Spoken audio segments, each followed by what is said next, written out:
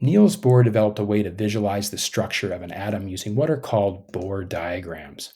Electrons are arranged in shells or levels at various distances away from the nucleus according to how much energy that they have.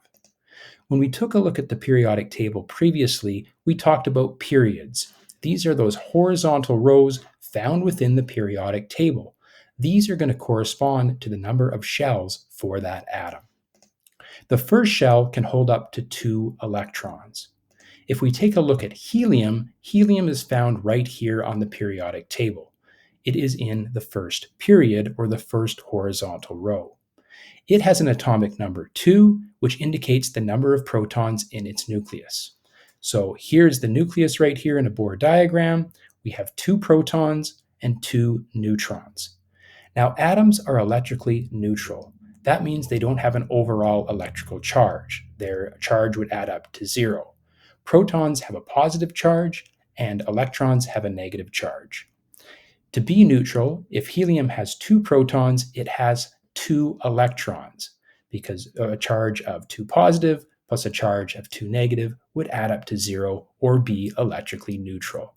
There's just one shell for helium, and those 2 electrons are found there. Helium's outer shell is full, and that's because it is a noble gas and very stable. If we take a look at the second shell, it can hold up to 8 electrons. Taking a look at neon, it has the atomic number 10, and it has 10 protons in its nucleus. It's going to have 10 neutrons, and there's our nucleus right there in our Bohr diagram.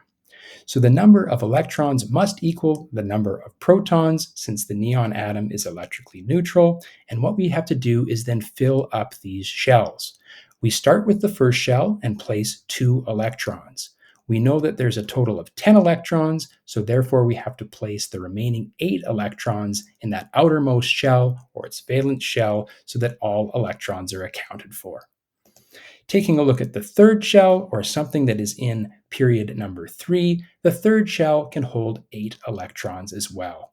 Taking a look at argon, we see that its atomic number is 18, meaning it has 18 protons in its nucleus and 18 neutrons, and the number of protons must equal the number of electrons. So again, we just start filling up those energy levels. We start with our first shell, there's 2 here.